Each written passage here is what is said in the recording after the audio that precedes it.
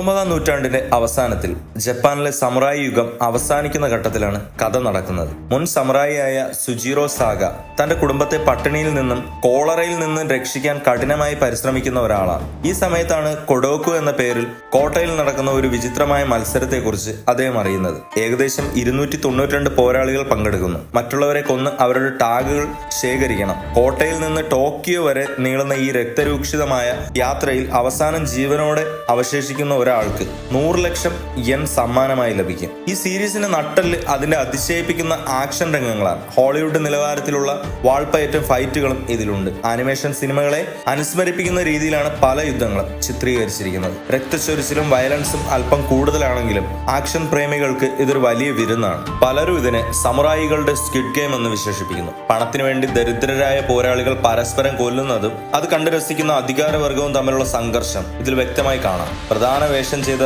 ചുനുഷി ഒക്കാവോ മികച്ച പ്രകടനമാണ് കാഴ്ചവെച്ചത്. അദ്ദേഹം തന്നെയാണ് ഇതിലെ ആക്ഷൻ കൊറിയോഗ്രാഫിയും നിർവഹിച്ചിരിക്കുന്നത്. സുജീറോയോടൊപ്പം യാത്ര ചെയ്യുന്ന ഹുദാബോ, ഇറാഹോ തുടങ്ങിയ കഥാപാത്രങ്ങളും പ്രേക്ഷകരുടെ ശ്രദ്ധ പിടിച്ചുപറ്റുന്നുണ്ട്. ജപ്പാനിലെ ഗ്രാമങ്ങളും ക്ഷേത്രങ്ങളും പശ്ചാത്തലമാക്കിയുള്ള ദൃശ്യങ്ങൾ വളരെ മനോഹരമാണ്. 6 എപ്പിസോഡുകൾ മാത്രമുള്ളത് കൊണ്ട് തന്നെ കഥ വേഗത്തിൽ നീങ്ങുന്നു. കേവലം ആക്ഷൻ മാത്രമല്ല, സുജീറോയ്ക്ക് തന്റെ കുടുംബത്തോടുള്ള സ്നേഹവും ഇതിൽ വൈകാരികമായി അവതരിപ്പിച്ചിട്ടുണ്ട്. ഇതൊരു ചരിത്ര സിനിമയല്ല, മറിച്ച് ഒരു ഫിക്ഷൻ അല്ലെങ്കിൽ ഫാന്റസി കലർന്ന ആക്ഷൻ സീരീസ് ആണ്. അതുകൊണ്ട് തന്നെ യഥാർത്ഥ ചരിത്രം പ്രതീക്ഷിക്കുന്നവർക്ക് നിരാശ തോന്നാം. അമിതമായ രക്തച്ചൊരിച്ചിലും ക്രൂരതയും എല്ലാവർക്കും ഇഷ്ടപ്പെട്ടെന്ന് വരില്ല.